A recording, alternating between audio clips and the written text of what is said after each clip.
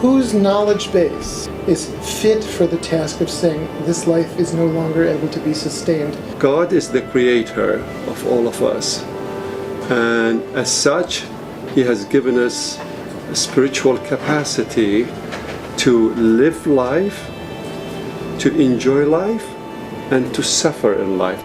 The soul is in the mind, that's what makes the human life possible, this ability to know God, and that's where the soul is, and so death comes when the mind is dead.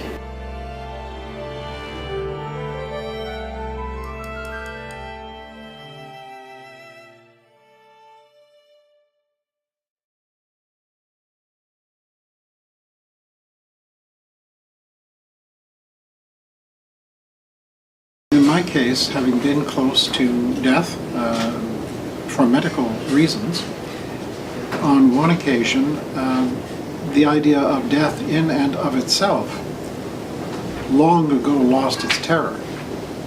But the idea that I might die and not be aware of leaving this life still fills me with a great deal of anguish. We're in a pioneer phase right now. There's a huge disconnect in majority Muslim nations between the Islamic scholars who are making pronouncements about these issues and the doctors themselves who have the knowledge, medical knowledge, right? And what happens is that the authority tends to lie in the hands of the physicians. There is a point at which you say, this person is dying, with people who have been stricken with paralysis from the eyes down and can no longer move, speak, or take care of their own bodies. And when offered the option of a termination with physician assistance, have waffled, or astonishingly waffled, and then chosen life. In a lot of this work, we're trying to say, let's improve what we have by way of palliative care and availability of that, which too quickly in my mind translates into let's have better management of pain.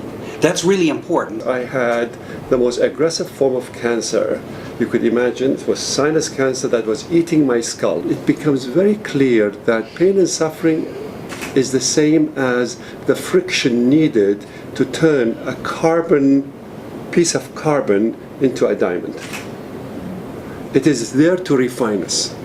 It is there to strengthen us. I think it's really sad to have to impose some sort of ruling on this situation. Ideally, it would be much better to have some sort of collaborative decision, one that the doctors and the family are on board with, but it's the world we live in. We assume that quality of life must be an absolute bottom line.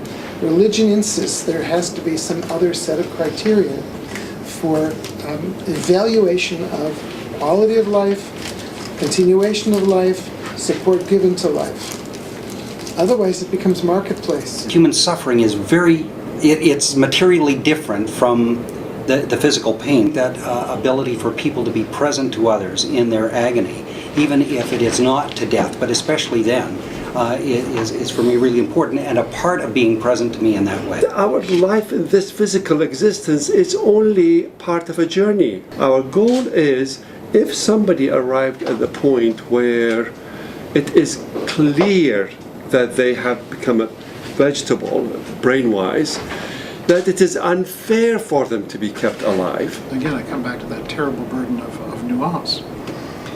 And what concerns me in many issues, in many instances around the end-of-life issues, is that law may well be undertaken and written and passed in Parliament on the basis of an abstraction too far away from the individual situation. Okay. And where faith traditions can excel is at dealing with the issue of nuance and individual circumstances. I would hate that death bandaged my eyes and forbore and bade me creep past, and I would hate that, because it seems to me that death is our last task, and I'd want to be able to face that task.